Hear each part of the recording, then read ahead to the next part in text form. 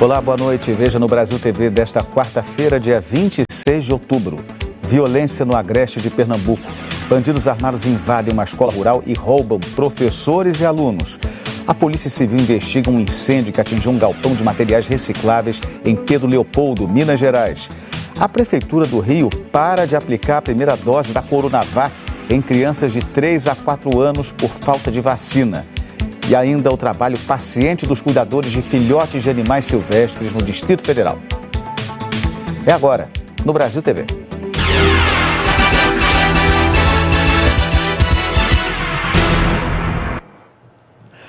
Bandidos armados invadiram uma escola rural na cidade de São João, no agreste do estado de Pernambuco, e eles renderam e roubaram professores e alunos. Olá para você que está acompanhando o Brasil TV. Professores e estudantes passaram por um momento de terror na zona rural de São João, no agreste pernambucano. Pelo menos 3 bandidos armados entraram na escola, roubaram telefone, dinheiro, além de um carro de uma professora. O delegado que ficou à frente desse caso falou sobre o assunto. As vítimas compareceram à delegacia e relataram que 3 indivíduos entraram na escola, todos 3 portando revólveres, e anunciaram o assalto. A gente já está começando a colheita de material, de prova, inclusive através de filmagens. Então a gente já está fazendo todo o trajeto utilizado pelos meliantes e a gente está verificando a existência de câmeras, para aí sim, através de imagem, a gente conseguir identificá-lo. Nós também conversamos com o secretário de Educação, que afirmou que a escola não tem câmera de segurança nem vigilante durante o dia. Veja o que ele disse. Hoje pela manhã já mandamos todos os funcionários aqui da Secretaria de Educação para dar um apoio e também já colocamos vigilante durante o dia. Nós temos no período noturno e já colocamos durante o dia e também já estamos contactando o serviço de monitoramento de câmeras lá para a escola para tentar inibir essa situação. A Polícia Civil de Pernambuco segue investigando esse caso. Até o momento ninguém foi preso.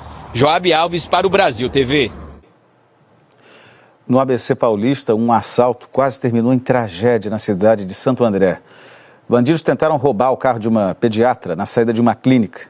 Aí um policial que viu tudo, atirou nos criminosos e um deles revidou.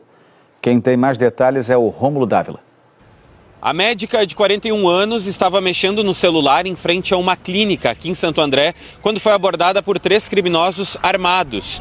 Nas imagens é possível ver 2 homens apontando a arma para a vítima, que está do lado de fora do veículo. A mulher tentou conversar e pediu para tirar apenas os documentos do trabalho que estavam na bolsa. Só coisa de trabalho, isso é sério. Uma das balas passou a milímetros da cabeça da vítima e chegou a levantar o cabelo da mulher. Os bandidos tentaram fugir com o veículo, mas o carro não ligou. Não ligou, parceiro, não ligou. Os criminosos saíram correndo, entraram em um outro carro e fugiram. Esse veículo foi encontrado pouco tempo depois. O tiro acabou acertando o ombro da vítima de raspão. Ela passa bem. A polícia continua atrás de pistas que possam ajudar na identificação dos criminosos.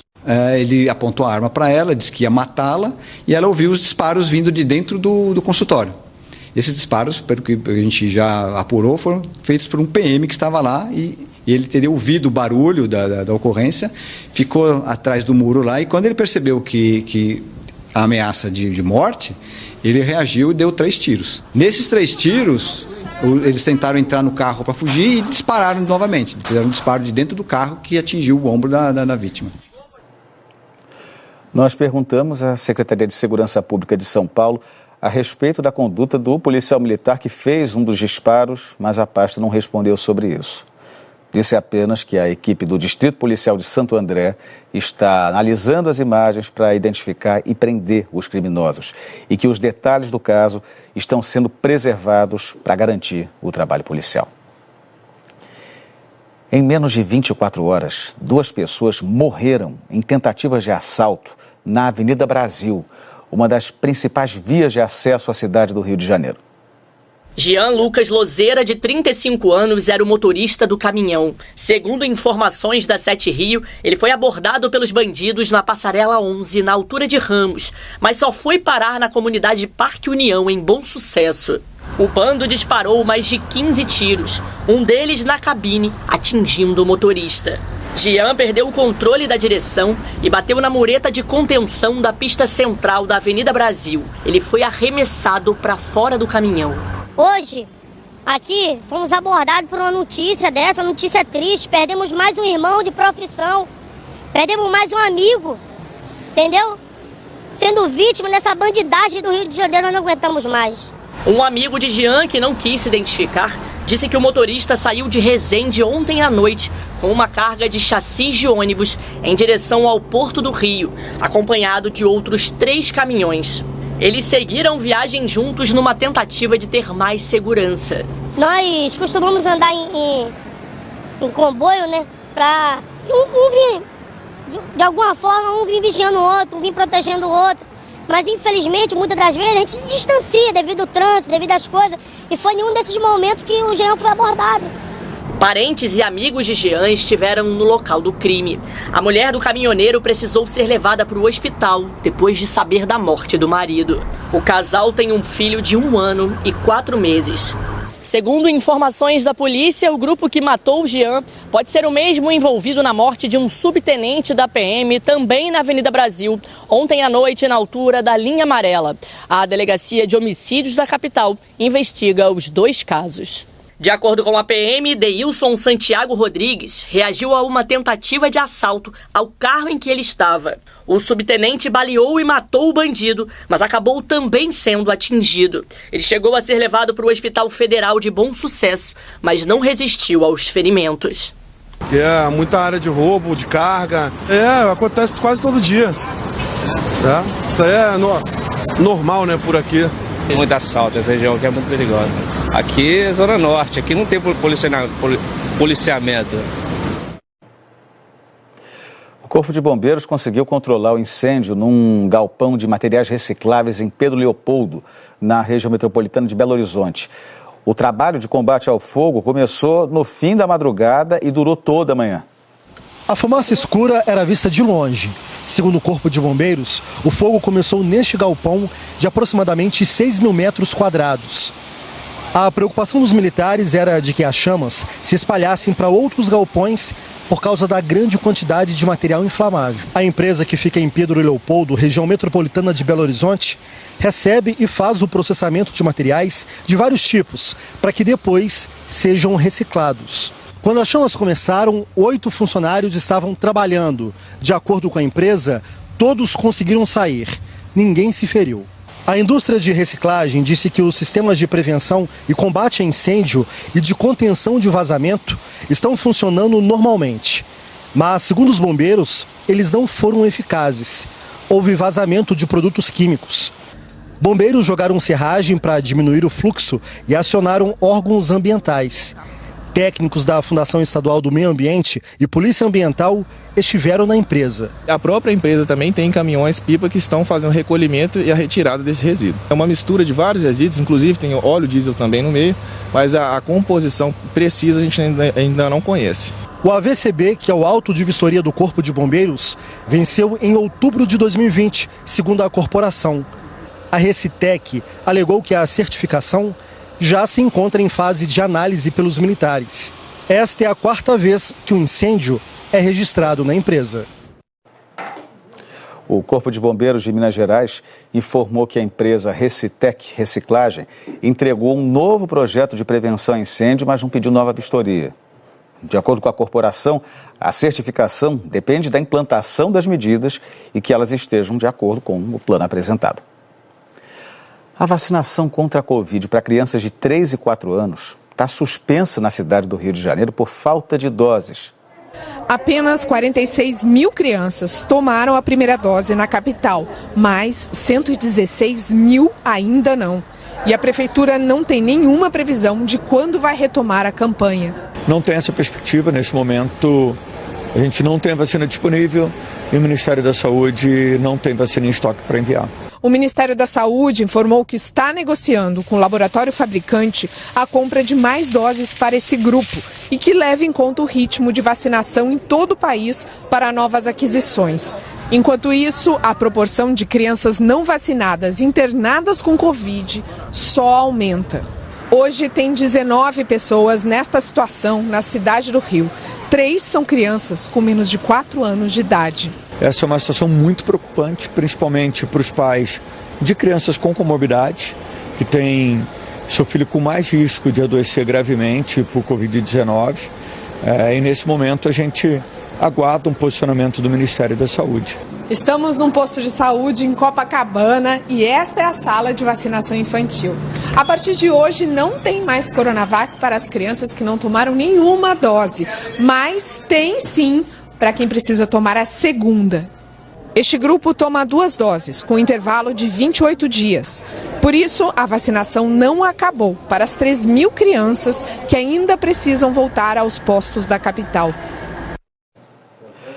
Apenas 8 das 27 unidades da federação terminaram mais da metade das pesquisas do censo 2022, isso depois de quase 3 meses de trabalho nas ruas. Os 3 mais adiantados estão no Nordeste. O IBGE atribui esse atraso à falta de recenseadores em algumas regiões. O André Coelho tem mais detalhes. Olá, Eric. Olá, amigos do Brasil TV. Entre os estados onde o recenseamento está mais adiantado, a gente inclui a região Nordeste inteira. A gente observa os maiores patamares no Piauí, com mais de 83% da população já recenseada, Sergipe com 81%, Alagoas 78%, Rio Grande do Norte 77%. Destaque também para o Maranhão, Amazonas, Paraíba, Pernambuco, Bahia, Ceará, Distrito Federal e Santa Catarina. Vale destacar também aqui o Rio de Janeiro, com 61,3% da população já recenseada, sendo o estado com o maior patamar da região Sudeste. Agora, na outra ponta, destaque para os 2 estados com a coleta mais atrasada. Mato Grosso, 40,5% e Amapá, que está próximo a 50%. Os dados atualizados hoje pelo IBGE mostram que mais de 130 milhões e 800 mil brasileiros já foram ouvidos pelos recenseadores do IBGE. Isso equivale a quase 65 milhões de domicílios visitados e 61,4% da população ouvida. Importante a gente lembrar que o censo era para ser feito em 2020, só que foi adiado por causa da pandemia.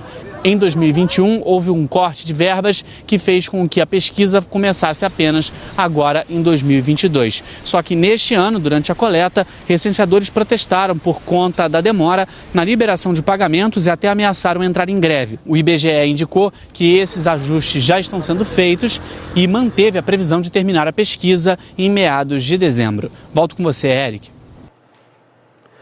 A gente fala agora de eleições. Em Presidente Prudente, no interior de São Paulo, os cartórios fazem a verificação das urnas e o transporte deve ser gratuito nesse domingo do segundo turno. O Davi de Tarso traz as informações. Olá, o decreto estabelece que neste domingo, aqui em Presidente Prudente, das 8 da manhã até às 6 horas da tarde, horário da votação, o transporte público será de graça a toda a população. O número de veículos também será maior, rodando neste domingo em relação aos domingos normais. Outra questão que foi realizada aqui em Presidente Prudente foi a auditoria das urnas, inclusive acompanhada pelo juiz eleitoral, Ministério Público, OAB, representantes dos partidos, além de outras entidades. O principal objetivo foi verificar se a urna apresentava algum erro ou até mesmo tinha alguma falha. As urnas foram escolhidas de forma aleatória e foram feitos testes, inclusive, para saber se os números dos candidatos estavam corretos e se a quantidade de votos inseridas nela estavam exatas, iguais às que foram colocadas. Tudo isso para garantir mais transparência no momento da votação. Desde Tarso para o Brasil TV. A seguir, o luto no jornalismo. Uma homenagem à jornalista Suzana Naspolini, que morreu ontem no Rio de Janeiro.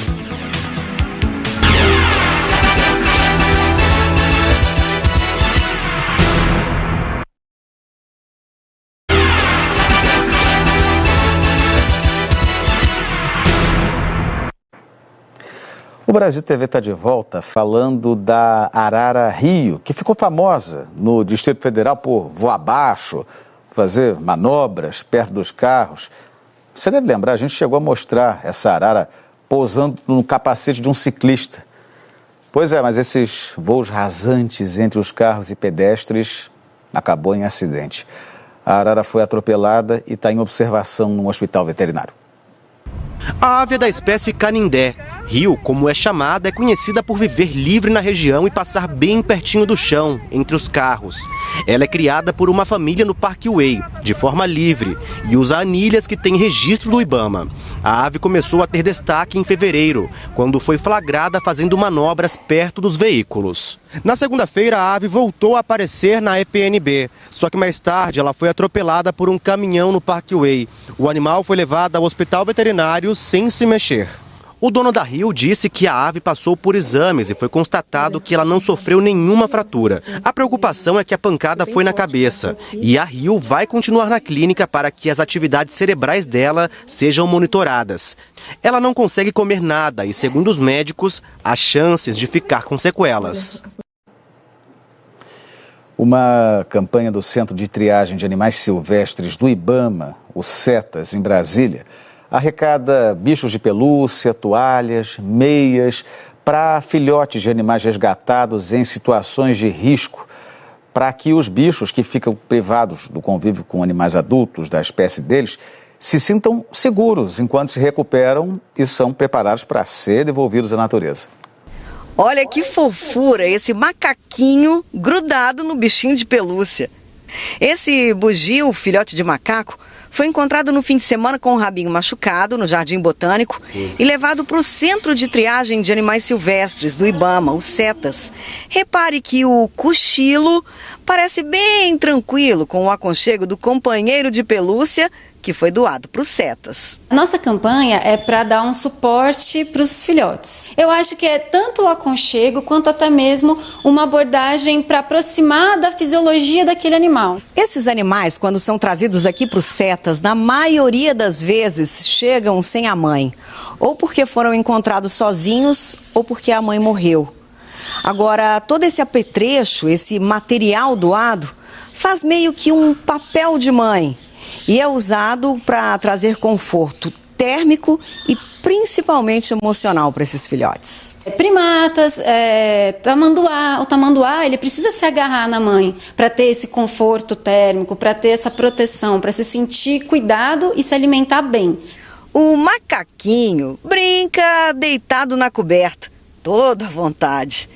E olha só isso aí, a latinha de batata frita, cheia de meias, virou uma espécie de bolsinha das mães dos pequenos saruês. São 3 filhotes que foram levados para o CETAS, precisando desse cuidado especial para conseguir sobreviver. Os saruês, que são animais marsupiais, ele precisa daquela sensação de estar na bolsa da mãe para se desenvolver bem. Ele é um animal que ele demora muito para ter esse controle térmico do corpinho dele. Ele precisa da mãe para fazer isso.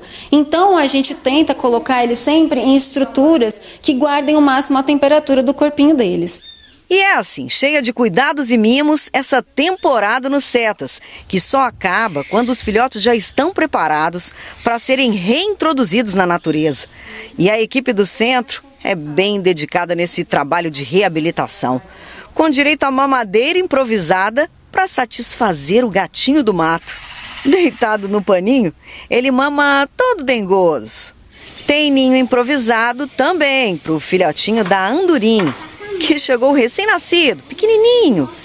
Mas depois de alguns dias já estava ele lá, mais forte e, claro, cheio de paparico, tomando papinha na seringa. Tem até banho de banheira, com brinquedinho e tudo para distrair o filhote de capivara.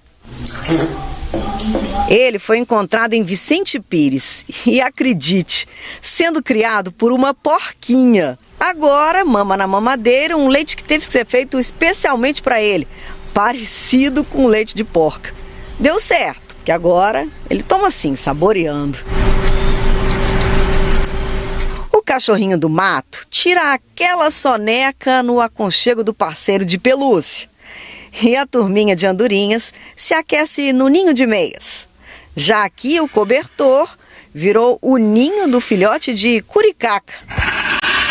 E depois de um certo período, quando eles estão fazendo esse trabalho de regulação de temperatura sozinhos, quando eles estão se alimentando bem sozinhos e apresenta um comportamento natural da espécie dele, aí o nosso trabalho de reabilitação desse animal para uma reintrodução está terminado. E aí a gente pode pensar na soltura desse animal.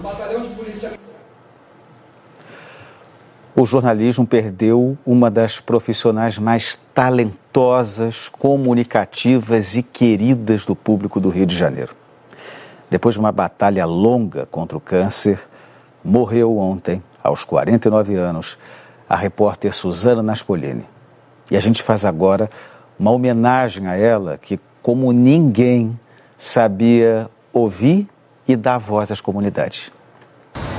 Vamos começar essa reportagem então do jeito que a Suzana gostava de começar, caminhando em direção aos moradores, e não só moradores, mas amigos que ela fazia por onde passava. Muito triste, muito triste.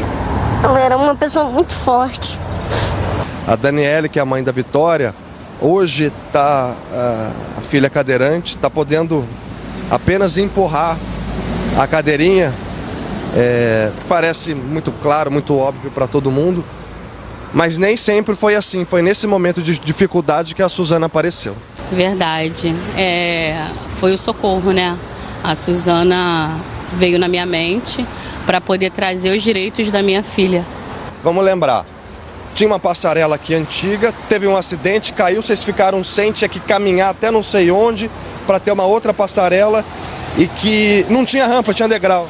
Exato, a gente ficou alguns meses, né, aguardando a reposição da estrutura pelo fato do acidente.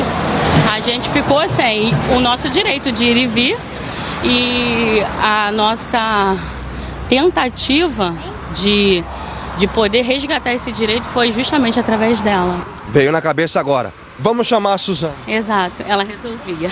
E a Suzana veio, vamos dar uma olhada agora, relembrar algumas das reportagens que a Suzana fez aqui na passarela. Pode rodar. A Fernanda, o que você me disse, Fernanda, quando eu pisei aqui hoje?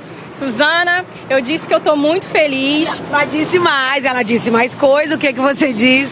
Que hoje é tudo 0800 pra vocês. Ó, tem um monte de testemunha, hein? De verdade? É sim, é sim. Qualquer coisa? Qualquer coisa. Vamos lembrar o sufoco que ela passava enquanto não tinha passarela pronta. Olha o que a gente gravou da última vez. O que vocês fazem numa hora dessa? Ai, meu Deus. Me conta, Vitória, me conta. Né, filha? Tem que pedir ajuda, né? Chegamos! E tem dancinha. Faz a dancinha ali, quero ver. Como é que é? A passarela está prontinha e todos nós passamos nela. A passarela está prontinha!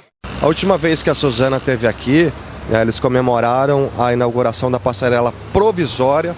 Agora a passarela definitiva já foi inaugurada, né? A gente vai sempre lembrar da Suzana quando passar aqui. Suzana vai sempre estar em nossos corações. Primeira vez que eu conheci foi quando ela veio resolver a primeira passarela. E parecia que a gente já se conhecia há muito tempo mesmo, entendeu? Ela foi uma pessoa muito humilde, muito linda, que passou pela terra e plantou coisas boas, né? Ela deixou aqui um legado, ela deixou algo para nós. Onde esteve, Suzana deixou sua marca. Uma lembrança boa, um exemplo de determinação e de luta por direitos básicos. O Mauri e a Rosane pediam uma praça em Bangu e não vão esquecer a Suzana. Para sempre ela estará no meu coração e da minha família, da minha esposa, dos meus filhos e da nossa comunidade. Vai deixar um legado incrível. Saía de dentro da tua alma aquilo que você fazia. Em cada lugar por onde o RJ Móvel passou, hoje é um dia de lágrimas e de aplausos.